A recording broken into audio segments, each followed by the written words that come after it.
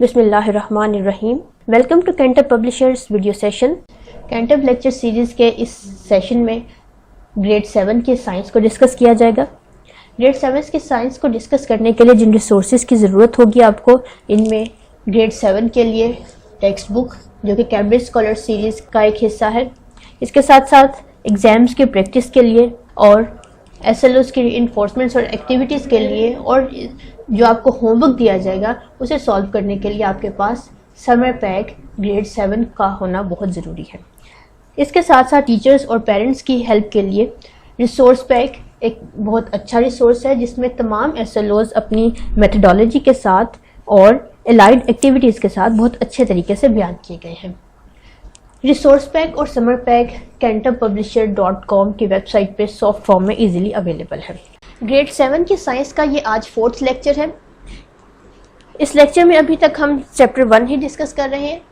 Chapter 1 में अभी तक हमने डिस्कस किया है कि कंपोनेंट्स ऑफ डाइजेस्टिव सिस्टम क्या होते हैं।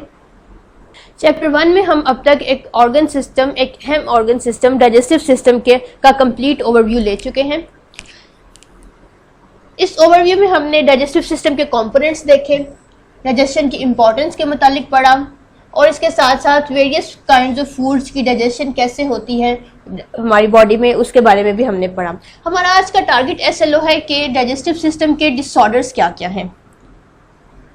डाइजेस्टिव सिस्टम चूंकि अल्लाह ताला की एक बहुत बड़ी नेमत है और हम डिफरेंट टाइप्स ऑफ फूड्स मुसलसल इसमें ऐड करते चले जाते हैं। मुसलसल हमारा 3 टाइम मील तो हमारा लाजमी है। समटाइम्स हमारे फूड की क्वालिटी एक जैसी नहीं रहती, समटाइम्स हमारी ट्रैवलिंग रूटीन चेंज हो जाती है, हमारी स्लीपिंग रूटीन चेंज हो जाती है।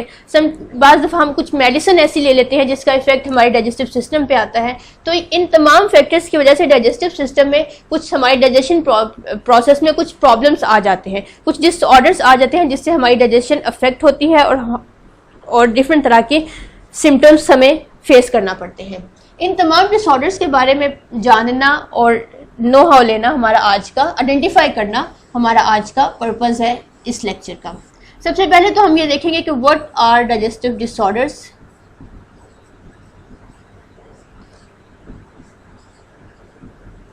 इसके बाद हम देखेंगे कि हर डाइजेस्टिव डिसऑर्डर के सिम्टम्स क्या हैं। देन हम पढ़ेंगे कि इनके कॉजेटिव एजेंट्स क्या हैं, ऐसे कौन से फैक्टर्स हैं जिनकी वजह से हमें ये डाइजेस्टिव डिसऑर्डर्स फेस करना पड़ते हैं। और फिर लास्ट में हम देखेंगे कि हम इनको कैसे क्योर भी कर सकते हैं और इनको प्रिवेंट कर सकते हैं, प्रिवेंटिव मेजर्स। क्योर तो ऑब्वियसली डॉक्टर ही करेंगे, हमारा काम इनकी प्रिवेंशन है। ऐसे कौन से प्रिवेंटिव मेजर्स हम लेंगे जिनसे डाइजेस्टिव डिसऑर्डर्स को हम होने से रोक सकते हैं।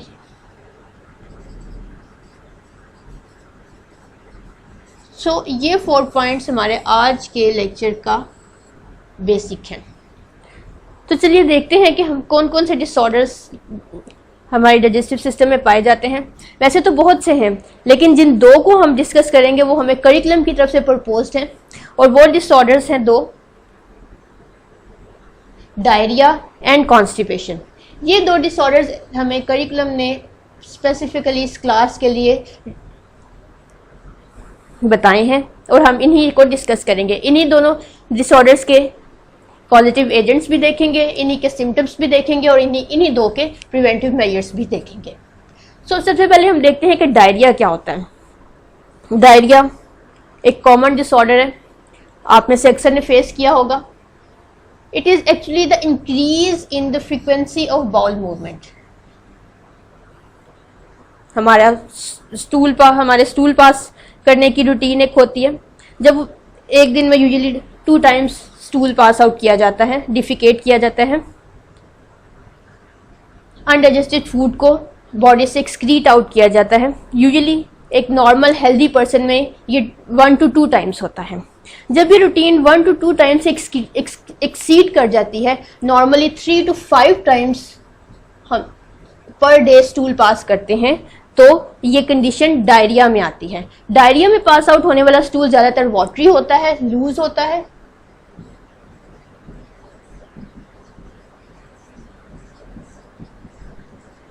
वाटरी स्टूल होता है, यानी लूज स्टूल पास आउट किया जाता है। और हमें 1 से 3 से 5 दफ़ा, ये एक एवरेज है, इस एक्सीड भी कर सकता है सीवियर केसेस में। जब हमें 3 to 5 times stool pass out करना हो तो ये कंडीशन डायरिया में आती है। अब ये क्यों होता है, हमने हमने लास्ट लेक्चर्स में हमने देखा था कि स्मॉल इंटेस्टाइन्स में कुछ फ्लूइड्स की एडिशन होती है। स्मॉल इंटेस्टाइन जो हमने देखी थी उसमें बाइल और पैंक्रियाटिक जूस ऐड अप होते हैं। ये पैंक्रियाटिक जूस क्या करते हैं कि ये ब्रेक डाउन करते हैं फूड न्यूट्रिएंट्स को सिंपलर सब्सटेंसेस में। इसके साथ साथ स्मॉल इंटेस्टाइन में एक और फंक्शन भी होता है कि वाटर एब्जॉर्ब किया जाता है। ये लार्ज इंटेस्टाइन में होता है। लार्ज इंटेस्टाइन में वाटर एब्जॉर्ब किया जाता है स्टूल में से।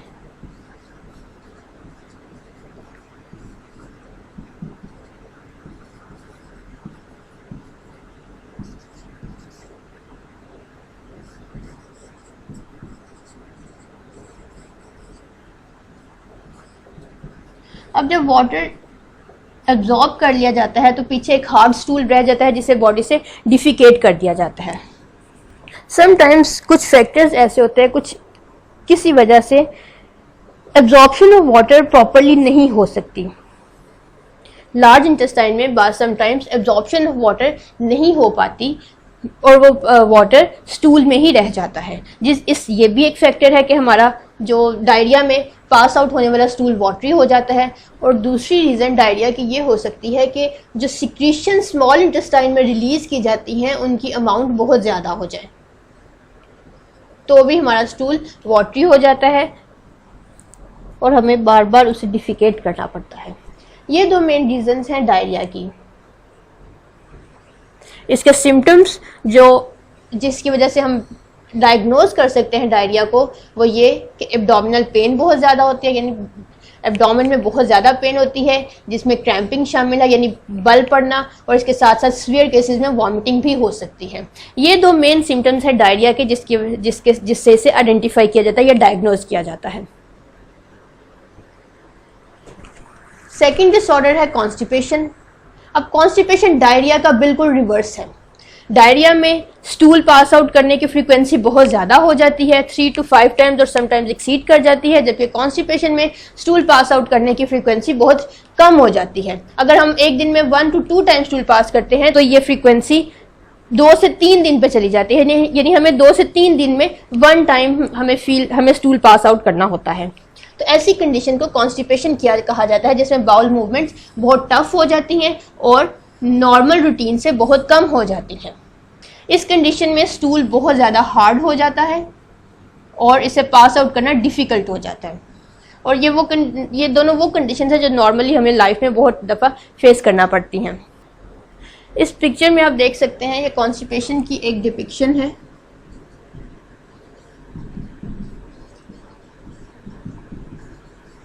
कि ये लार्ज इंटेस्टाइन थी, कॉलन और ये रेक्टम था। इसमें आपको हार्ड पार्टिकल्स दिखाई दे रहे हैं। ये हार्ड पार्टिकल्स हार्ड पूप है या हार्ड स्टूल है जो कि पास आउट नहीं हो सका बॉडी से और इसने लिहाजा ये लार्ज इंटेस्टाइन में ही पाइल अप होता चला जा रहा है। इसकी वजह आप देख रहे हैं कि एक तरफ तो ये स्टूल बहुत हार्ड है। इसके स्टूल के हार्ड होने की क्या वजह हो सकती है? एक पॉसिबल रीज़न इसकी ये भी हो सकती है कि स्टूल में से पानी बहुत ज़्यादा एब्जॉर्ब कर लिया गया है। हमने पहले पढ़ा था डाइजेस्टिव सिस्टम के जब कंपोनेंट्स डिस्कस कर रहे थे कि लार्ज इंटेस्टाइन में वाटर रीअब्जॉर्ब किया जाता है बॉडी में।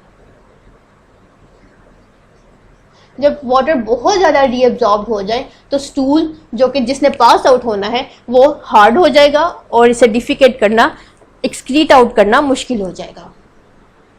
अब हम देखते हैं कि इन दोनों डिसऑर्डर्स के लीडिंग फैक्टर्स क्या हैं और इनके प्रिवेंटिव मेजर्स क्या हैं। सबसे पहले कॉन्स्टिपेशन के फैक्टर्स देखते हैं कि कॉन्स्टिपेशन क्यों हो सकती है। कॉन्स्टिपेशन का लीडिंग फैक्टर ये है कि हमारी डाइट में फाइबर रिच एलिमेंट ना हो। हमारी डाइट जब फाइबर रिच नहीं रहती, हमारी डाइट में फाइबर्स नहीं आते तो कॉन्स्टिपेशन कॉज हो जाती है। फाइबर्स ना होने की वजह से वाटर की रीअब्जॉर्प्शन लार्ज इंटेस्टाइन में बहुत ज़्यादा हो जाती है जिसकी वजह से स्टूल हार्ड हो जाता है। इसकी दूसरी रीज़न ये है कॉन्स्टिपेशन की कि हम बहुत कम पानी पीते हैं। नॉर्मली एक पर्सन को एक दिन में 6 से 8 ग्लास पानी पीना चाहिए। जब हम एक दिन में बहुत कम पानी पीते हैं तो चूंकि हमारी बॉडी ऑलरेडी बहुत ज़्यादा वाटर डेफिशिएंट होती है, तो स्टूल में से भी वाटर की रीअब्जॉर्प्शन निस्बतन ज़्यादा हो जाती है ताकि बॉडी में होने वाली वाटर डेफिशिएंसी को पूरा किया जा सके। तो जब स्टूल से बहुत ज़्यादा रीअब्जॉर्प्शन हो जाएगी तो स्टूल अल्टीमेटली हार्ड हो जाएगा। इसका थर्ड रीज़न पॉसिबल ये हो सकता है कि कैफीन और अल्कोहल कुछ लोग यूज़ करते हैं जिससे इनमें एक्सक्रीशन ज़्यादा हो जाए, पानी की यूरिनेशन ऑफ वाटर बहुत ज़्यादा हो जाए। जब यूरिनेशन ज़्यादा होगी तो अल्टीमेटली वो पानी कहाँ से आएगा, वो हमारे स्टूल से रीअब्जॉर्ब कर लिया जाएगा, तो हमें डिहाइड्रेशन हो जाएगी जिसका अल्टीमेटली रिजल्ट कॉन्स्टिपेशन की सूरत में निकलेगा। तो ये 3 बेसिक फैक्टर्स हैं। एक पुअर डाइट है। पुअर डाइट में क्या मतलब कि उसमें फैट रिच एलिमेंट्स ज़्यादा हो जाए, डेयरी प्रोडक्ट्स हम ज़्यादा लेना शुरू कर दें, बेकरी आइटम ज़्यादा लेना शुरू कर दें, मीट प्रोडक्ट्स ज़्यादा खाना शुरू कर दें और फाइबर्स ना लें। फाइबर्स हमारी बॉडी में कहाँ से आते हैं? फाइबर्स हमारी बॉडी में फ्रूट से, वेजिटेबल से हमें मिलते हैं। जब हम अपनी और होल ग्रेन्स जैसा कि गंदम है और दूसरे सीरियल्स हैं, ये हमारी बॉडी को फाइबर देते हैं। ओट एक बहुत अच्छा सीरियल है जो फाइबर का एक बहुत अच्छा सोर्स है। इसमें आप ओट भी ऐड कर लें। ये तमाम टाइप्स ऑफ फूड्स हमारी बॉडी को बहुत अच्छा फाइबर देती हैं और फाइबर होने की वजह से हमारी बॉडी में वाटर डेफिशिएंसी, डिहाइड्रेशन नहीं होती, स्टूल से एक्स्ट्रा वाटर रीअब्जॉर्ब नहीं किया जाता और हमारा स्टूल नॉर्मल कंडीशन में ही पास आउट होता है। लेकिन जब हमारी फूड में ऐसी लेस फाइबर फूड ऐड हो जाएगी तो कॉन्स्टिपेशन कॉज होगी। इसके अलावा जब हम बहुत कम पानी पिएंगे या अल्कोहल और कैफीन यूज़ करेंगे तो भी हम कॉन्स्टिपेशन को सफ़र करेंगे। अब कॉन्स्टिपेशन को रोका कैसे जा सकता है? वो तमाम फैक्टर्स जो कॉन्स्टिपेशन को कॉज करते हैं, अगर उन फैक्टर्स को रोक दिया जाए तो कॉन्स्टिपेशन नहीं होगी। जैसा कि पहला इसका लीडिंग फैक्टर था कि हमारी डाइट पुअर डाइट हो या उसमें लेस फाइबर हो, लो फाइबर डाइट हो और फैट रिच फाइबर हो। अगर हम ये चीज़ें ना लें, हम एक प्रॉपर बैलेंस डाइट लें, रिच फाइबर डाइट लें और ऐसी डाइट लें जिसमें एनिमल फैट ज़्यादा ना हो, तो कॉन्स्टिपेशन के चांसेस बहुत कम हो जाएंगे। तो सबसे पहला इसका प्रिवेंटिव मेजर्स ये है कि अपनी डाइट को प्रॉपर बैलेंस करें, ज़्यादा से ज़्यादा वेजिटेबल्स लें, हाई फाइबर डाइट लें, सीरियल्स लें, फ्रेश फ्रूट्स लें, तो कॉन्स्टिपेशन के चांसेस बहुत कम हो जाएंगे। दूसरा प्रिवेंटिव मेजर्स ये है कॉन्स्टिपेशन का कि प्रॉपर एक्सरसाइज को इंश्योर किया जाए। जब हमारी बॉडी रूटीन से रेगुलरली मूवमेंट में रहती है, फिजिकल मूवमेंट में रहती है, तो हमें हमारी जो एनर्जी डिपॉजिट हो जाती है, स्टोर्ड एनर्जी है, वो कंज्यूम होना शुरू हो जाती है। जब वो कंज्यूम होने लगेगी तो हमें मज़ीद इनटेक की ज़रूरत पड़ेगी। इस तरह बॉडी में बैलेंस कायम रहता है फूड इनटेक का और फूड एक्सक्रीट आउट करने का। लिहाजा ज़रूरी है कि हमारी प्रॉपर एक्सरसाइज को इंश्योर किया जाए। इसके साथ साथ 8 गिलास पानी पीना भी कॉन्स्टिपेशन को बहुत कम कर देता है। सो हम कॉन्स्टिपेशन को कैसे प्रिवेंट कर सकते हैं? हम एटलीस्ट 8 गिलास वाटर से, फाइबर रिच और बैलेंस डाइट से और प्रॉपर एक्सरसाइज से।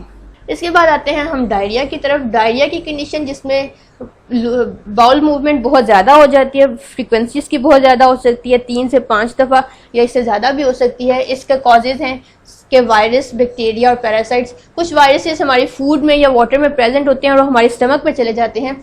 वो वायरसेस या बैक्टीरिया डायरिया कॉज करने का बायस बन सकते हैं। हम गंदा पानी कहीं से पी लें या अनहाइजीनिक फूड ले लें जिनमें ये वायरसेस या बैक्टीरिया प्रेजेंट हो सकते हैं। अनहाइजीनिक फूड बेसिकली इसका कॉज है डायरिया का। अनहाइजीनिक फूड क्यों? क्योंकि अनहाइजीनिक फूड में बैक्टीरिया, वायरस और पैरासाइट का रेशो बहुत ज़्यादा होता है, हार्मफुल बैक्टीरिया, वायरस और पैरासाइट्स का। और ये वायरस, पैरासाइट स्टमक में जाके आप देख सकते हैं डायरिया कॉज करते हैं या different other types of disorders cause करते हैं। समटाइम्स हम बहुत ज़्यादा स्ट्रेस ले लेते हैं, एंजाइटी फील करते हैं। जैसे एग्ज़ाम, कुछ स्टूडेंट्स एग्ज़ाम की बहुत ज़्यादा एंजाइटी फील करते हैं, स्ट्रेस में आ जाते हैं, तो ये कंडीशन भी उनको डायरिया का कॉज कर सकती है। थर्ड कॉज इसका है कि एक्सेसिव अल्कोहल इंटेक या फूड, किसी टाइप की फूड एलर्जी भी हो सकती है। ये दोनों चीज़ें भी डायरिया कॉज करती हैं। इसका फोर्थ रीज़न है कि अपेंडिसाइटिस हो सकता है। अब अपेंडिसाइटिस क्या हो सकता है? Appendicitis is the inflammation of appendix. The question arises what is appendix.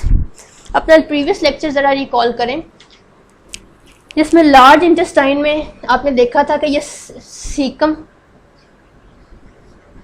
जो कि स्टार्टिंग पॉइंट था लार्ज इंटेस्टाइन का,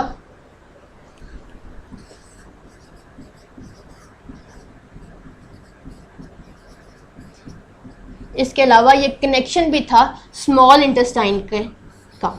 तो लार्ज इंटेस्टाइन का वो पॉइंट जिससे वो स्मॉल इंटेस्टाइन से कनेक्ट होती है, यानी इसका बिल्कुल इनिशियल पॉइंट, इसके एंड पे आपको एक छोटी सी प्रोजेक्शन दिखाई दे रही होगी।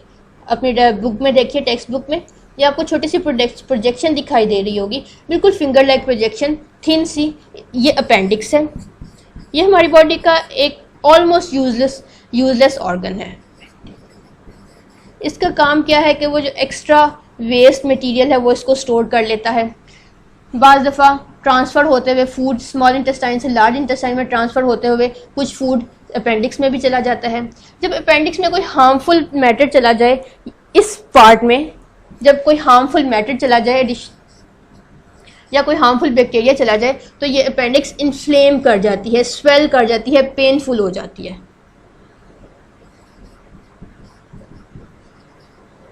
Addition of harmful particles in appendix cause appendicitis। तो जो इन्फ्लेमेशन हो जाएगी अपेंडिक्स की, या स्वेलिंग हो जाएगी, या अपेंडिक्स पेनफुल हो जाएगी, जिसमें एब्डोमिनल क्रैम्प्स बहुत ज़्यादा होते हैं, एब्डोमिनल पेन बहुत ज़्यादा फील की जाती है, इस कंडीशन को अपेंडिसाइटिस कहा जाता है। तो जब अपेंडिसाइटिस अगर किसी पर्सन को हो तो वो भी डायरिया को फेस कर सकता है, उसे भी डायरिया फेस करना पड़ता है। इसके अलावा स्मॉल इंटेस्टाइन या लार्ज इंटेस्टाइन की इंटरनल लाइनिंग में किसी तरह का डैमेज भी डायरिया कॉज करता है। हम कोई फूड ऐसा इंटेक कर लेते हैं जो एलर्जी कॉज कर देता है हमारी इंटेस्टाइन्स की इंटरनल लाइनिंग में। जंक फूड ज़्यादातर ऐसा करता है, सो हमें जंक फूड से अवॉइड करना चाहिए। जब हमारी इंटरनल लाइनिंग इंटेस्टाइन्स की डिस्टर्ब होती है तो भी डायरिया कॉज होता है, डायरिया सफ़र करना पड़ता है। इसका फोर्थ रीज़न है side effect of a medication, for example antibiotics और एंटासिड मेडिसिन। समटाइम्स हम एब्डोमिनल क्रैम्प्स को रोकने के लिए किसी तरह की मेडिसिन ले लेते हैं, कोई एंटासिड टैबलेट्स ले लेते हैं, कोई मैग्नीशियम सिरप ले लेते हैं। वो क्या करता है कि हमारी बॉडी में जाके बैक्टीरिया को, जो यूजफुल बैक्टीरिया हैं, उनको डिस्टर्ब करता है और डायरिया कॉज कर देता है। सो ये वो तमाम फैक्टर्स थे जो हमारी बॉडी में वाटर की एब्जॉर्प्शन, स्टूल में वाटर की एब्जॉर्प्शन को बहुत ज़्यादा इंक्रीज कर देते हैं और डायरिया कॉज करते हैं। अब next step is how to prevent diarrhoea. So to prevent diarrhoea we should avoid unhygienic food. जब हम अनहाइजीनिक फूड अवॉइड करेंगे तो अल्टीमेटली हाइजीनिक फूड यूज़ करेंगे। हाइजीनिक फूड बैलेंस्ड फूड है, इसमें तमाम न्यूट्रिएंट्स, विटामिन्स, मिनरल्स जो बॉडी को रिक्वायर हैं प्रॉपर प्रोपोर्शन में प्रेजेंट होते हैं और वो हाइजीनिक कंडीशंस में प्रिपेयर की जाती है, यानी साफ़ सुथरे माहौल में ऐसी फूड तैयार की जाती है। लिहाजा हमें हाइजीनिक फूड यूज़ करनी चाहिए। प्यूरिफाइड वाटर यूज़ करना चाहिए, पानी को उबाल के, बॉयल करके या फिल्टर्ड वाटर यूज़ करना चाहिए। इन दोनों पॉइंट्स का मतलब यह है कि जब हम हाइजीनिक फूड और प्यूरिफाइड वाटर यूज़ करेंगे तो हम बैक्टीरिया के, हार्मफुल बैक्टीरिया के बॉडी में जाने का चांसेस या उसके रिस्क को मिनिमम कर देंगे।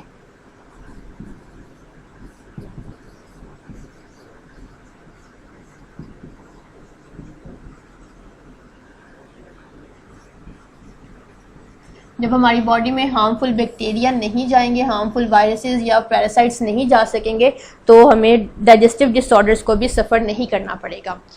इसके अलावा हमें प्रॉपरली कुक्ड वेजिटेबल्स और फ्रेश फूड खाने चाहिए। प्रॉपरली कुक्ड वेजिटेबल्स क्यों लेनी चाहिए?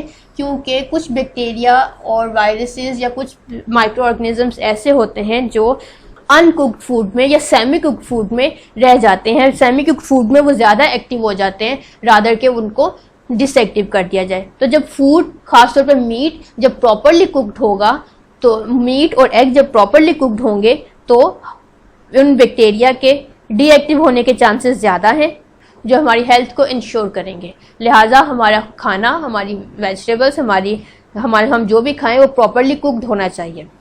यहाँ तक हमारा आज का लेक्चर एंड होता है। अब हम आते हैं अपने होमवर्क की तरफ। होमवर्क में सबसे पहले आप अपनी रिव्यू एक्सरसाइज निकालिए, टेक्स्ट बुक का पेज नंबर 18 में देखिए और देखिए कि कौन से क्वेश्चंस हमारे आज के टॉपिक से रेलेवेंट हैं। क्वेश्चन नंबर सी का 4th पार्ट देखिए। Identify the common disorders of digestive system, list the factors that lead to constipation and diarrhoea, also describe the preventive measures. यही सब कुछ अभी हमने पढ़ा कि डाइजेस्टिव सिस्टम के डिसऑर्डर्स कौन कौन से थे और इनके प्रिवेंटिव मेजर्स क्या हैं, इनके सिम्टम्स क्या हैं। तो आपने इन सबको राइट अप करना है।